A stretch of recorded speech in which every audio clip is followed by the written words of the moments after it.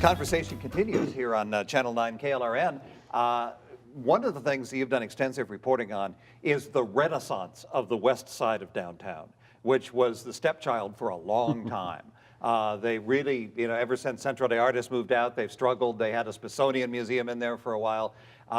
Now it seems like West Side San Antonio's day has come. UTSA, the Alameda Theater, the expansion of the San Pedro Creek into a beautiful kind of a Riverwalk Junior. What's happening on the west edge of San Antonio, and what does it mean for the city's development? Well, it's interesting. So when they were first turning shovels of dirt in the first leg of San Pedro Creek, one of the first things that Bexar County Judge Nelson Wolf told me, he said, this is not going to be a second Riverwalk, this is going to be something more.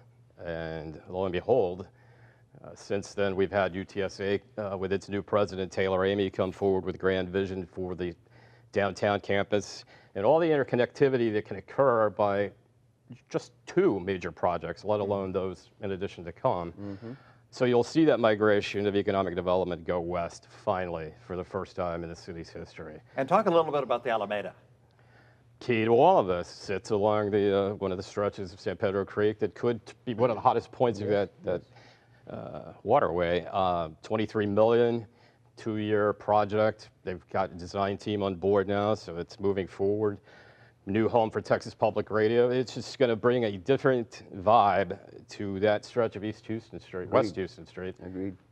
Well, and then right across the street, of course, is the new Frostbank Tower headquarters building, which is going up quick and really changing that area of our downtown. So it is an exciting time, certainly for anybody who's been wanting to really aching for the west side to really start something happening. It's happening, and it's going to continue down the corridor. Richard, you talk about how this is a very, very positive time for San Antonio. And one thing that's, according to a new study that's interesting, is that one of the websites recently named San Antonio as one of the leading communities in the country for attracting college-educated millennials to San Antonio.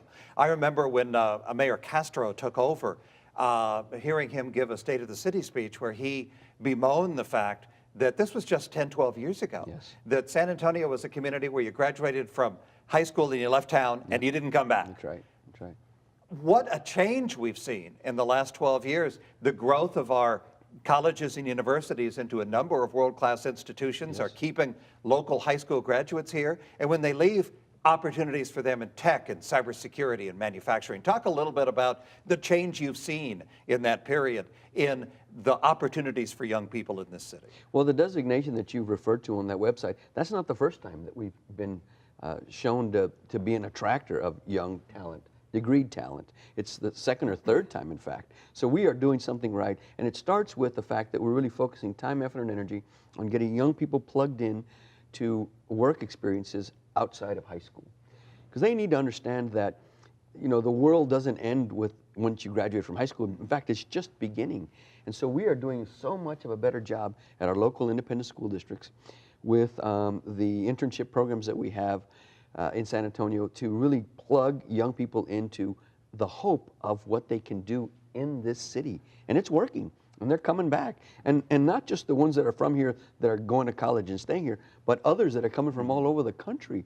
In fact, all over the world. That's true, all over the world, that's right. The onus, and a lesson learned perhaps from what's happening in Austin, is keeping the livability and the affordability. If you lose either of those, it just becomes a cyclical, and we're on the downside of the curve. And that was going to be my next question. What are the challenges moving forward? Obviously, we have issues. Probably, if you ask the standard citizen of this city, the two major issues would be traffic and incredibly rapidly rising property taxes. That's right. I think that's right. Are these challenges that we can overcome? We can. In fact, this coming Saturday, the mayor is going to do the final meeting of the Mayor's Housing Task Force and provide that report now to the larger community about what they found and the strategies that we can implement to be able to invest more dollars in affordable housing. So that is a critical element to our ability to stay on the trajectory that we're on, a positive growth. But you need to have worker housing, affordable housing, so that we can continue to attract. Because think about it, a recent college grad, he or she is not going to be making, $150,000. Maybe they're making 50, 70, 80, which is very good salary. But if you're priced out of the housing market, then it's for naught. So that is a critical piece of what we need to do, and we're working on it now. Scott, what are some of the other challenges we're facing as we move into just the, we talked about 2025, between now and then. What are some of the other challenges you see us facing in the near term? Number one, you said it, transportation. And again, I point back to Austin. If we don't get that element fixed, none of the rest of this matters. Same old, is not going to be good enough. Nobody's going to want to move to San Antonio if their workers spend 3 hours a day stuck in traffic on Loop 410 or on I-10 or someplace. Well, and the blessing that we have right now today is that Bruce Bugg, who's a San Antonio citizen, is the chairman of the Texas Transportation Commission, and he's been very open to working with this community in more investments in road improvements. So we're capitalizing on it, and he's doing it in a fair way. He's looking at the entirety of every big city is facing what we're facing with the traffic issues.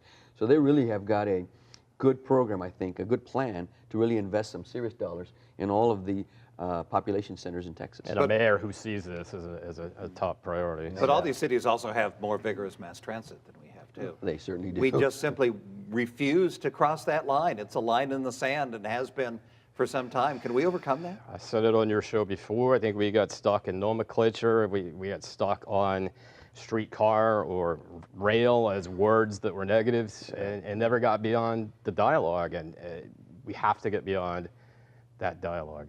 Scott Bailey, senior reporter, columnist, San Antonio Business Journal, Chamber of Commerce President and CEO Richard Perez. Thank you very much for joining us this week on The Conversation Continues.